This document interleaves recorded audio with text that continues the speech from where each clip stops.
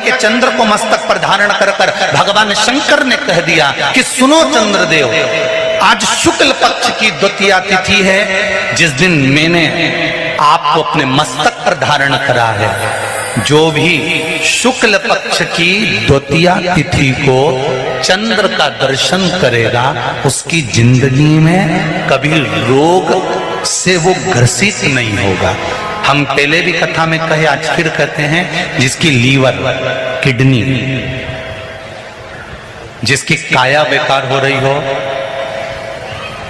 चमड़ी सफेद पड़ रही हो, काले काले छट्टे पड़ रहे हो, सोराइसिस जैसी बीमारी हो गई हो, कैंसर जैसा रोग हो गया हो, बड़े से बड़ा रोग, अगर किडनी, लीवर कितना भी बेकार से बेकार हो गया, डैमेज से डैमेज हो गया, उसको शुक्ल पक्ष के द्वितीया चंद्रमा का दर्शन करना चाहिए। और शुक्ल पक्ष के द्वितीया चंद्रमा का दर्शन कर कर प्रदोष काल के समय पर, कौन सा काल? शाम के समय। प्रदोष काल मालूम है सबको?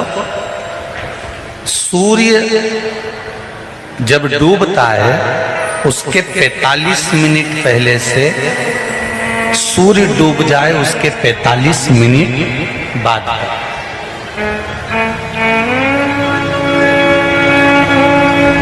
कितने मिनट पहले? जम के बोलो जरा। 45 मिनट पहले से 45 मिनट बाद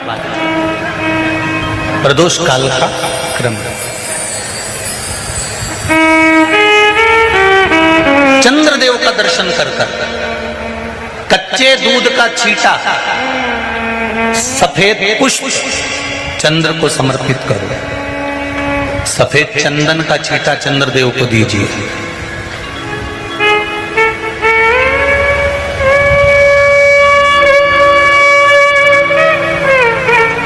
और चंद्रदेव को छींटा देने के बाद जो दूध है उसका छींटा अपने तन पर लीजिए।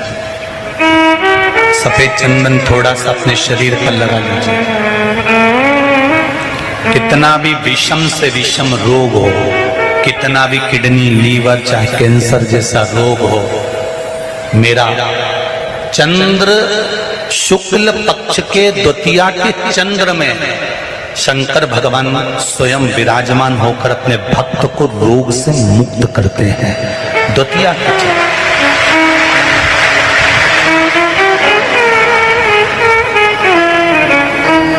जम के बोलो कौन सी तिथि है? शुक्ल पक्ष के द्वितीया तिथि का चंद्र का दर्शन व्यक्ति को जीवन का सुख देता है। जिसके आंखों में तकलीफ हो, श्रवण शक्ति में तकलीफ हो, बोलने में, मुख में तकलीफ उत्पन्न होती हो,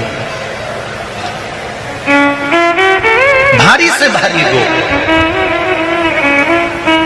शुक्ल पक्ष की द्वितीया तिथि को भगवान शंकर ने चंद्रदेव को अपने मस्तक पर धारण करा। तो शंकर भगवान ने कह दिया, सुनो चंद्रदेव, आज शुक्ल पक्ष की द्वितीया तिथि को मैंने आपको अपने मस्तक पर धारण करा है। संसार में रहने वाला, मृत्यु लोक में रहने वाला, चाहे देवलोक में रहने वाला, चाहे जिस लोक में वो निवास कर रहा है, अगर शुक्ल पक्ष के द्वितीया तिथि के चंद्रमा का दर्शन करेगा तो वो रोग से मुक्त रहेगा।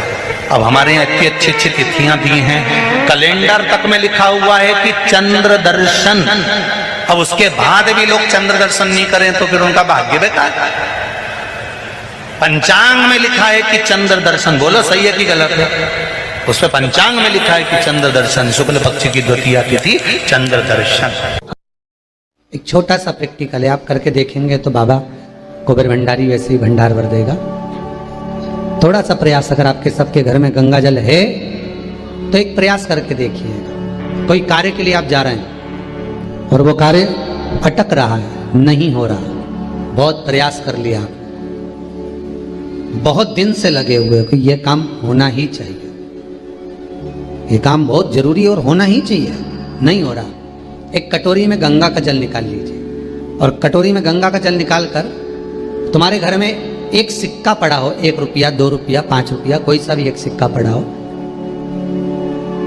जो भी सिक्का पड़ा हो, कुंदकेश्वर महादेव का नाम लेकर, जहां परिंदा होता है, पानी का मटका होता है, पितरों का स्थान होता है, हंडा भरते हो, मटका भरते हो, उसके पास में उस कटोरी को रखकर 1 का सिक्का, 2 का सिक्का, 5 का सिक्का, 10 का सिक्का, जो तुम्हारे पास सिक्का पड़ा हो, जो भी तुम्हारे पास पड़ा हो, वो सिक्के को हथेली में लेकर कुंदकेश्वर महादेव का नाम लेकर उस कटोरी में डाल दीजिए और उस जल को नैनों से लगाकर आप काम के लिए निकल जाइए। वो काम आपका सफल होकर ही रहेगा, छूट नहीं सकता।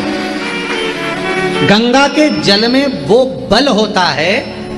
और आप जो सिक्का डाल रहे हो वो ये समझ कर डालें कि कुंदकेश्वर महादेव को मैं गंगा में स्नान करने के लिए, हमारे यहाँ पहले हमने भी देखा, आपने भी देखा होगा, किसी जब बारिश नहीं होती है या कोई काम अटक जाता है, जब बारिश, तो क्या करते थे पहले के जमाने में कि मंदिर को पैक कर दे, उसमें पानी भर दे शंकर जी के ऊपर। आपने कई जगह देखा होगा, उसमें शिव जी को डुबा, तो किसके लिए डुबाते थे? कुंदकेश्वर महादेव के लिए।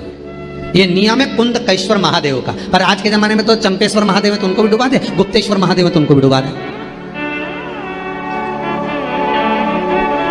ये उनके लिए नहीं है। कुंदकेश्वर महादेव किनका नाम है? जम के बोलिए, कुंदकेश्वर महादेव। ये कुंदकेश्वर महादेव उस कटोरी में, उस बाटकी में सिक्के को डाल, और फिर जब आपका काम हो जाए, आप जिससे मिलने गए हो, जिससे काम की बात करने गए और काम हो गया, तो वो जल ले जाकर सिक्के के साथ, सिक्का तो डालो मंदिर में, कहीं दान पेटी आदि में, और वो जल भगवान कुंदकेश्वर के नाम से शिव जी को समर्पित कर दो। बाबा से विनती करो, बहुत बहुत साधुवाद है बाबा, आपने मेरी लाज रख ली, मेरी कृपा बनी रहे, बस ये सुख मिलता। कनेर के पुष्प की माला, काय के पुष्प की? कनेर का वो पीला जो फूल होता है, आप टीवी पर दर्शन कर रहे होंगे, कनेर के पुष्प की माला जो ऊपर जलाधारी लगी है, जिस जलाधारी में से बूंद बूंद पानी गिरता है, ये शंकर भगवान की 5 बेटियों का स्थान है। कौन कौन सी बेटी? नाम लो, जया, विषहरा, शामली बारी, दौतली और 5वें नंबर की देव।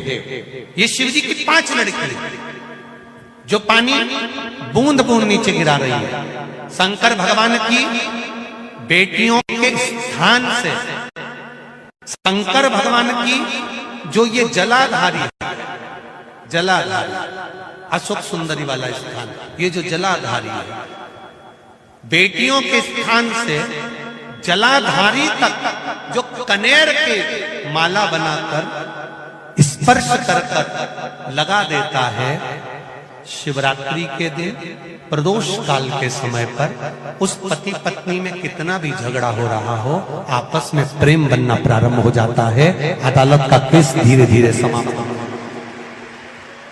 अदालती कार्रवाई। यहां तक कहा गया कनेर का पुष्प, भाई भाई में विवाद हो रहा हो, जमीन के लिए विवाद हो रहा हो, किसी प्रॉपर्टी के लिए विवाद हो रहा हो, या किसी अन्य विवाद में पड़े हुए हो, या तुम्हारे दुश्मन बढ़ रहे हो, तो भी कनेर का पुष्प शिव को समर्पित किया जाता है। कनेर सुख प्रदान, आनंद, जिसको कोई ना पाए उसको मेरा महादेव पाए। महाराज खाली न जाता कोई दर से तुम्हारे, मैं भी खड़ा हूं नंदी पाए, अपने हृदय लगा लो, गिरा जा रहा